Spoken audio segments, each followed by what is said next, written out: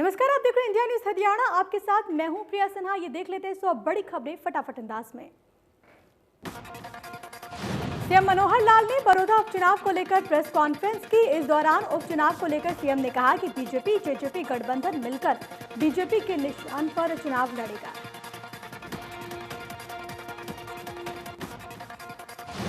CM ने कांग्रेस के राज पर निशाना साधते हुए कहा कि प्रदेश में 54 साल तक कांग्रेस की सरकार रही और हल्के में कांग्रेस का विधायक, लेकिन फिर भी हल्के में जरूरी विकास के काम नहीं हुए। सीएम ने कहा कि इलाके में विकास को लेकर हम कांग्रेस से 54 साल का हिसाब मांगेंगे। मैंने यहां के लोगों से वायदा किया था कि जब नया विधायक नहीं चुना जाता तब तक मैं ही बड़ौदा का विधायक हूं।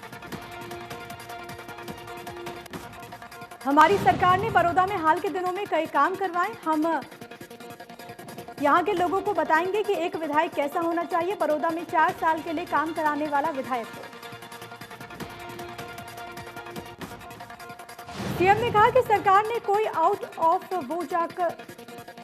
वे जाकर काम नहीं कराया। जो काम आज तक नहीं हुआ, बस सरकार ने वही काम करवाया। 400 से लेकर 600 करोड़ रुपए के विकास कार्य हल्के में किए गए।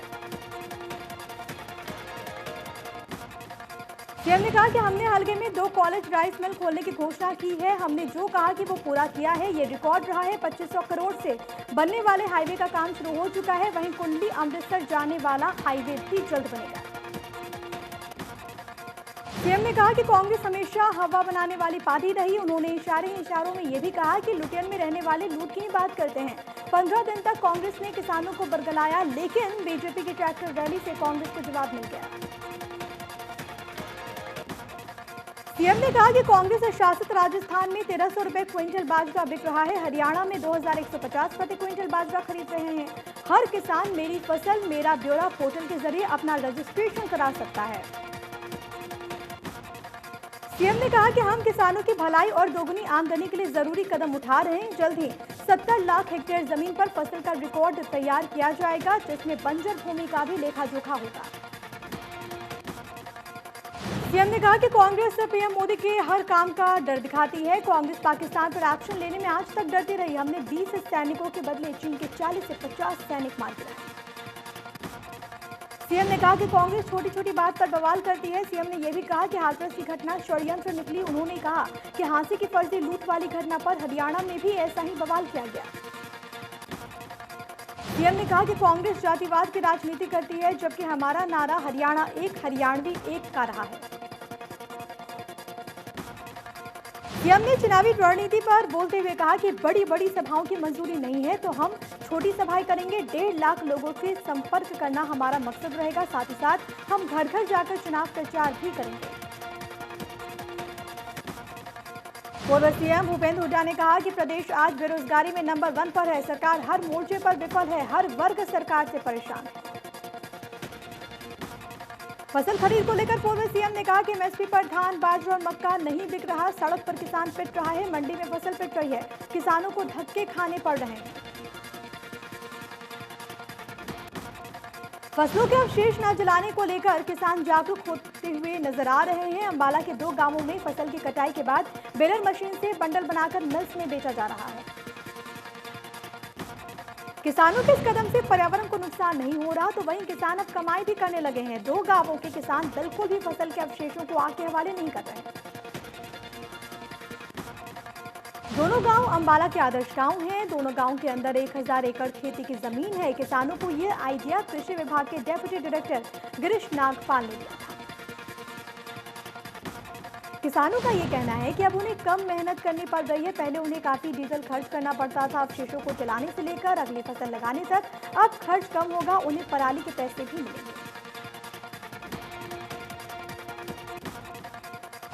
प्रधानमंत्री नरेंद्र मोदी स्वामित्व योजना को लेकर 11 अक्टूबर को संपत्ति कार्ड बांटेंगे। इस दौरान प्रधानमंत्री मोदी देश के 5 राज्यों के 6 लोगों से वीडियो कॉन्फ्रेंसिंग से संवाद करेंगे। यमुनानगर के मुमताज अली भी पीएम से संवाद इस दौरान करेंगे। यमुनानगर के मुमताज अली के अलावा मध्य प्रदेश के दशरथ सिंह, उत्तर प्रदेश के बाराबंकी के राममिलन, बारामती उत्तराखंड के सुरेश चंद्र, महाराष्ट्र के विश्वनाथ प्रधानमंत्री से वीडियो कॉन्फ्रेंसिंग के जरिए रूबरू होंगे। यमुनानगर के मुमताज अली को जैसे ही प्रधानमंत्री द्वारा उनसे बातचीत करने की सूचना प्रशासनिक अधिकारी से मिली तो उन परिवार में खुशी का माहौल हो गया। हरियाणा की आबोहवा दूषित ना हो, इसके लिए जिला प्रशासन सक्रिय है। यमुनानगर उपायुक्त खुद किसानों को जागरूक करने के लिए किसानों के बीच जा रहे हैं। वहीं पराली जलाने वाले 10 किसानों के खिलाफ मुकदमे भी दर्ज हुए हैं। पराली जलाने से रोकने के लिए कृषि विभाग भी किसानों को जागरूक कर रहा है। उसमें सरकार की बनाई गई योजनाओं की जानकारी दी जा रही है। पराली जलाने के नुकसान के बारे में भी उन्हें बताया जा रहा है।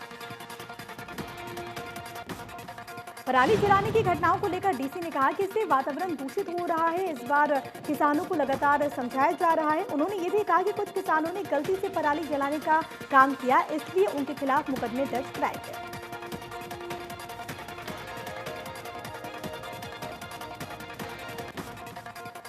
प्रशासनिक सचिव मंगलवार और बुधवार को विधायकों से मुलाकात करेंगे। सरकार के फैसले का विधायक महिपाल ढांडा ने स्वागत किया है।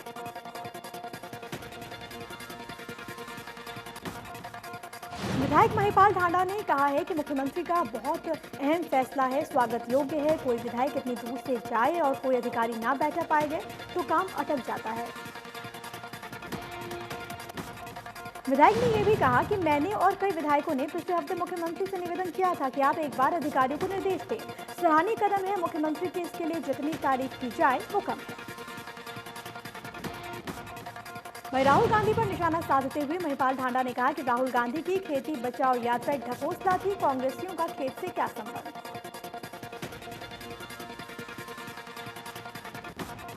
यमुनानगर अनाज मंडी में उपायुक्त ने किसानों और मजदूरों को मुफ्त भोजन की व्यवस्था के लिए योजना की शुरुआत की है। फसल बेचने आने वाले किसानों को परेशानी का सामना अब नहीं करना होगा। डीसी ने बताया कि जिले की सभी 13 अनाज मंडियों में किसानों का मजदूरों के लिए दोपहर के निःशुल्क भोजन की व्यवस्था की गई है। सरकार की इस योजना का किसानों ने स्वागत किया।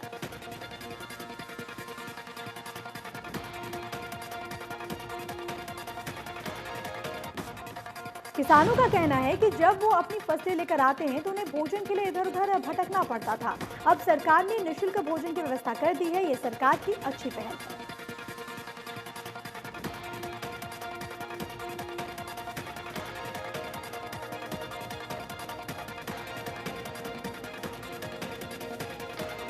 यमुनानगर के विधायक घनश्याम अरोड़ा के छोटे भाई राधेश्याम का निधन हो गया। कोरोना संक्रमित होने की वजह से करीब 1 महीने से उनका मेदांता अस्पताल में इलाज चल रहा था।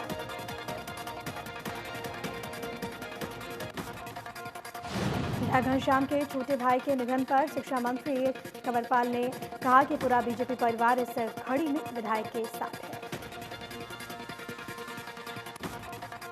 महम चौबीसी के गांव खरकड़ा में महिलाओं ने जलघर पर ताला लगा दिया। महिलाओं ने सोमवार को रूट जाम करने का ऐलान भी किया है। खरकड़ा गांव की महिलाओं ने बताया कि गांव में पीने के पानी की समस्या बनी हुई है। 1 हफ्ते से गांव में पानी की सप्लाई नहीं हुई। पिछले 9 साल से पीने के पानी की समस्या है। पलवल में कृषि कानूनों के समर्थन में बीजेपी ने जागरूकता रैली निकाली। हुडा सेक्टर 2 से लेकर ताऊ देवीलाल पार्क तक बीजेपी कार्यकर्ताओं ने मार्च निकाला। रैली के दौरान विधायक दीपक मंगला ने कहा कि बीजेपी सरकार किसान हितैषी है। केंद्र सरकार ने किसानों के हितों को ध्यान में रखते हुए ही तीनों कृषि कानून बनाए। दिघल गांव में बीजेपी की ट्रैक्टर रैली में पहुंचे हरियाणा बीजेपी अध्यक्ष ओपी धनखड़, सांसद अरविंद शर्मा समेत कई बड़े नेता रहे मौजूद।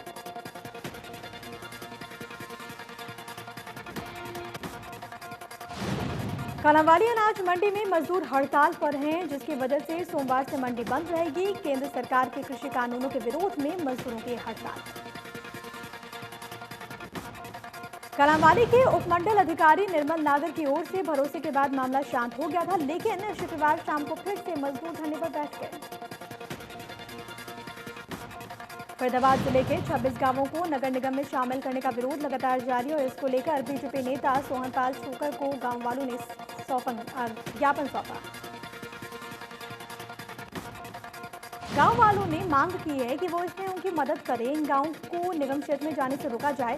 बीजेपी नेता ने ग्रामीणों को आश्वासन भी दिया कि वो जल्द ही केंद्रीय राज्य मंत्री कृष्णपाल गुर्जर के सामने उनकी मांगों को रखेंगे।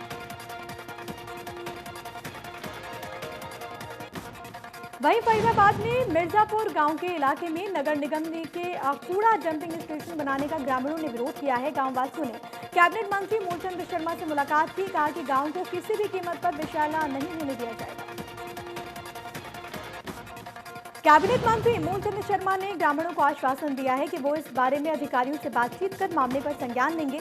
ग्रामीणों ने बताया कि गांव में पहले से ही सीवर डिस्पोजल बना हुआ है, अब डंपिंग स्टेशन बनने जा रहा है, इससे उनको परेशानी होगी। रादौर में हरियाणा राज्य ग्रामीण आजीविका मिशन ग्रामीण क्षेत्र की महिलाओं को आत्मनिर्भर बनाने में जुटा हुआ है। कोरोना काल में जहां पर मिशन से जुड़ी महिलाओं ने मास्क और सैनिटाइजर की बिक्री का काम किया था, वहीं दीपावली पर महिलाएं स्वदेशी लड़ियां बनाने में जुटी हुई हैं।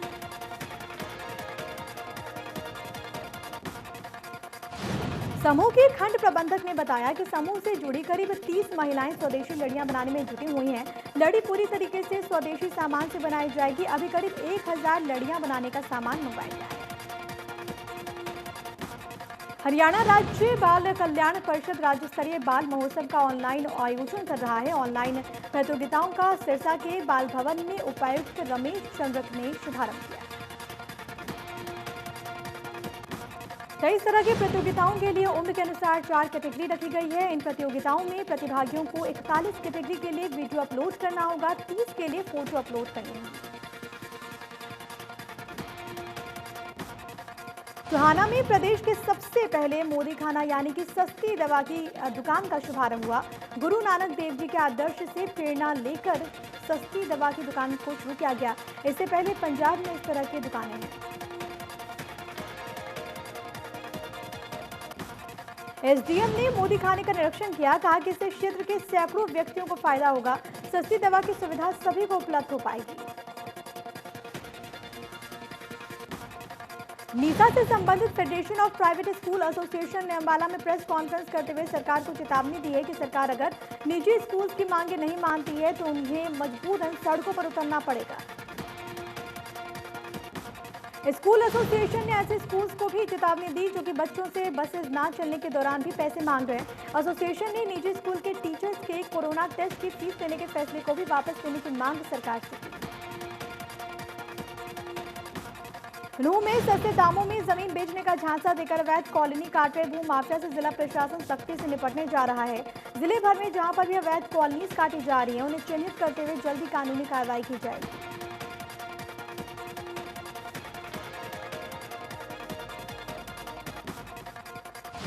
नूंह जिले के बुबलहेड़ी गांव की रहने वाली महिला की उम्र करीब 110 साल की हो चुकी है, लेकिन आज भी बुजुर्ग महिला अपने दम पर घर का पूरा काम करती हैं। बुजुर्ग महिला उन युवाओं के लिए प्रेरणादायक हैं जो कि खुद को अनफिट महसूस करते हैं। जुलाना के रामकली गांव में एक बिजली कर्मी ने रिवॉल्वर से गोली मारकर खुदकुशी कर ली। जानकारी मिल रही है कि बिजली कर्मचारी संविदा पर नौकरी करता था। पुलिस मामले की जांच में जुटी। पलवल में सीएम फ्लाइंग स्वास्थ्य विभाग और गुप्तचर विभाग ने संयुक्त छापेमारी करते हुए फर्जी तरीके से क्लिनिक चला रही महिला डॉक्टर को पकड़ लिया है। क्लिनिक से बरामद हुई दवाइयों को सील भी कर दिया गया।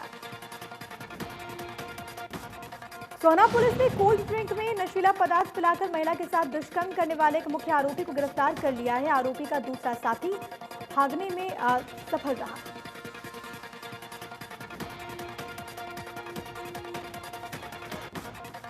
आरोपी ने 1 महीने पहले अपने साथी के साथ मिलकर दिल्ली की महिला के साथ दुष्कर्म किया था। अश्लील वीडियो भी बना लिया, जिसको लेकर पुलिस आरोपी की तलाश कर रही है।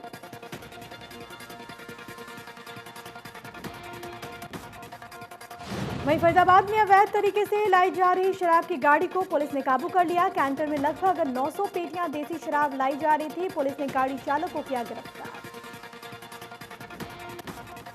पानीपत तहसील कैंप में लोन दिलाने के नाम पर सैकड़ों लोगों से ठगी की गई। लोन दिलाने के नाम पर सैकड़ों लोगों से फाइल चार्ज के नाम पर रुपए लेकर ठग फरार हो गए। पीड़ितों ने पुलिस को दी शिकायत। ठगी का शिकार हुए लोगों ने बताया है कि उनके पास फोन आया था कि 1.5 लाख रुपए का लोन दिया जाएगा। लोग उनके बहकावे में आ गए और लोन पास करवाने के लिए तैयार हो गए। पलवल में झगड़े की रंजिश की वजह से जानलेवा हमला कर जान से मारने की धमकी देने के आरोप में पुलिस ने आरोपी को गिरफ्तार कर लिया है। आरोपी के कुछ साथी फरार हैं। गिरफ्तारी की कोशिश लगातार जारी है।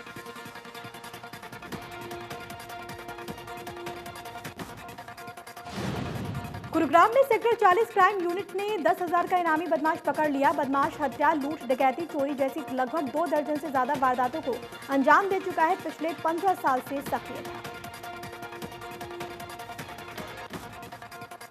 आरोपी दिल्ली का रहने वाला है। नामों को बदलकर वो रहता था। 2013 से मोस्ट वांटेड अपराधी था। दिल्ली एनसीआर में वारदातों को अंजाम दिया करता था। पुलिस ने उसे ढूंढने में काफी मशक्कत की। सोनीपत के विवेकानंद चौक पर मजनू की पिटाई का वीडियो आया सामने। कुछ नर्स एक मजनू की जमकर पिटाई कर रही हैं। बताया ये जा रहा है कि आरोपी मंचला बार बार नर्स के साथ छेड़खानी करता था, जिसके बाद नर्सों ने मिलकर उसकी जमकर धुनाई कर दी। रेवाड़ी में तेज रफ्तार ट्रक ने एक स्कूटी को टक्कर मार दी। टक्कर इतनी भीषण थी कि हादसे में स्कूटी पर सवार बुआ और भतीजे की मौत हो गई। हादसे की सूचना मिलने के बाद पुलिस ने आरोपी ट्रक ड्राइवर को गिरफ्तार कर लिया है। मामले की जांच शुरू। कुरुक्षेत्र के शाहबाद में लाडवा रूट पर 2 दोस्तों के बीच आपसी कहासुनी में झगड़ा हो गया, जिसमें एक दोस्त ने दूसरे दोस्त के सिर पर पत्थर मारकर हत्या कर दी। जम्मू कश्मीर में सुरक्षा बलों ने 2 आतंकियों को मार गिराया। कुलगाम जिले के चिंगम इलाके में आतंकियों से सुरक्षा बलों की मुठभेड़ हुई। इलाके में 2 से 3 आतंकियों के छिपे होने की मिली थी सूचना। सुरक्षा बलों की टीम को चिंगम में आतंकवादियों की मौजूदगी के बारे में इनपुट मिले, जिसके बाद घेराबंदी के लिए कार्रवाई की गई। इनपुट के आधार पर सुरक्षा बलों ने सर्च अभियान शुरू किया।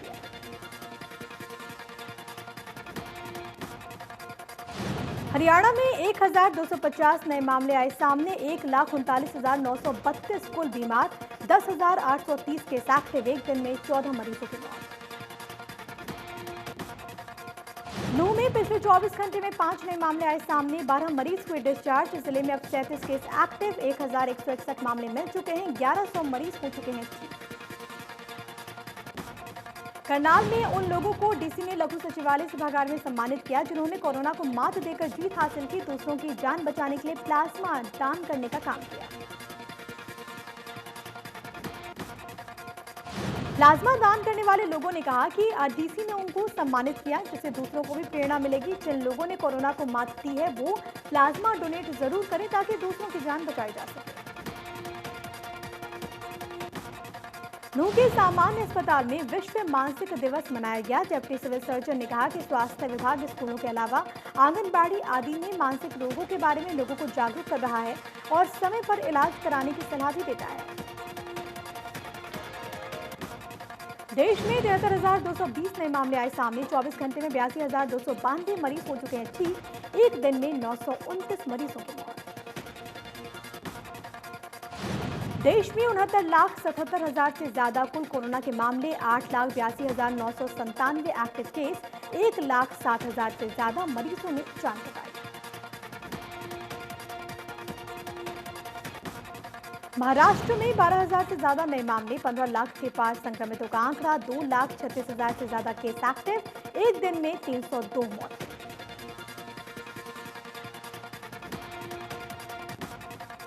आंध्र प्रदेश में 5,000 से ज्यादा नए मामले। 7,44,000 से ज्यादा कुल बीमार। 47,000 से ज्यादा केस एक्टिव। 6,000 से ज्यादा मरीजों की मौत।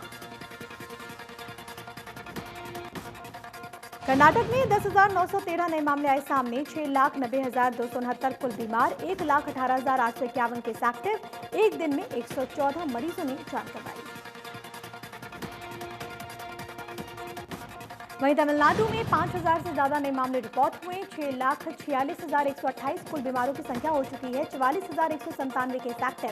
10,000 से ज्यादा मरीजों की मौत।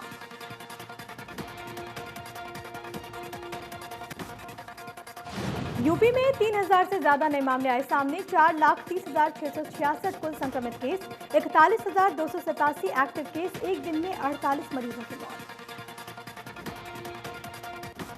दिल्ली में 2,860 नए मामले आए सामने। 3,03,000 से ज्यादा कुल संक्रमित।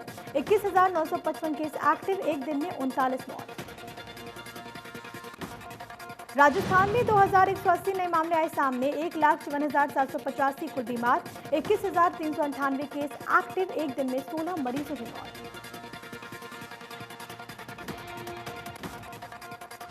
दुनिया में 3,71,10,000 से ज्यादा संक्रमित केस, 10,72,000 से ज्यादा मरीजों की मौत, 81,41,274 केस एक्टिव। अमेरिका में 78,94,478 संक्रमित केस, 2,18,648 मरीजों की मौत, 26,11,530 केस एक्टिव। ब्राजील में 50,57,000 से ज्यादा संक्रमित केस, 1,49,692 मरीजों की मौत, 4,73,903 case active.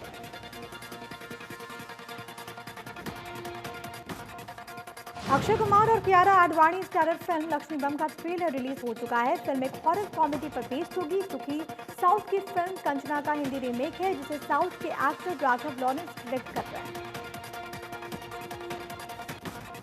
South superstar Samantha ने हाल ही में अपने इंस्टाग्राम अकाउंट पर एक वीडियो पोस्ट किया है। वीडियो में सामंथा जबरदस्त अंदाज में वर्कआउट करती हुई नजर आ रही है।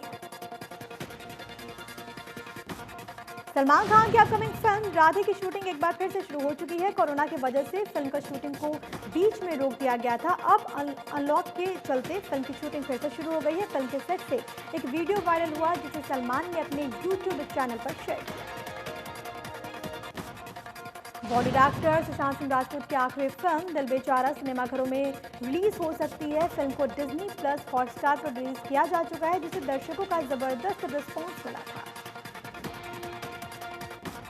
एक्ट्रेस रेखा गणेशन शनिवार को अपना 66वां बर्थडे सेलिब्रेट कर रही हैं। रेखा ने फिल्म दो अनजाने से बॉलीवुड में डेब्यू किया। फिल्म मुकद्दर का सिकंदर ने रेखा को बॉलीवुड में स्टार बना दिया। रेखा अपनी वर्सैलिटी और हिंदी फिल्मों की बेहतरीन एक्टिंग के लिए जानी जाती हैं। यामी गौतम और Vikrant Massey starrer film Ginny weds Sunny Netflix पर रिलीज हो चुकी है। फिल्म रोमांटिक कॉमेडी फिल्म है, जिसे विनोद बच्चन ने प्रोड्यूस किया है। फिल्म के गाने रिलीज से पहले हिट हो चुके हैं। नीतू सिंह का एक वीडियो इंटरनेट पर छाया हुआ है। वीडियो में नीतू घाघरा सॉन्ग पर धमाकेदार अंदाज में डांस करते हुए नजर आती हैं। वीडियो को अब तक 20 लाख से ज्यादा बार देखा जा चुका है।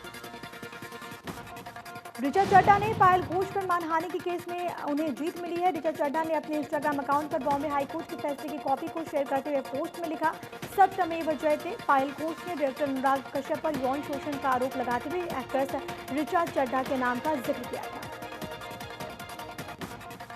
Meera Nair directed web series a suitable boy का ट्रेलर रिलीज हो गया है। वेब सीरीज नेटफ्लिक्स पर 23 अक्टूबर को रिलीज होगी। वेब शो में ईशान खट्टर तब्बू लीड रोल में दिखाई देंगे। वेब सीरीज को पहले यूके और आयरलैंड में BBC पर प्रसारित किया जा चुका है। सपना चौधरी ने बिग बॉस के 11वें सीजन में सबसे पॉपुलर वो कंटेस्टेंट रही थी। हाल ही में सपना का एक थ्रोबैक डांस वीडियो इंटरनेट पर छाया हुआ है, जिसमें सपना दीपिका के साथ धमाकेदार डांस करती हुई नजर आ रही है।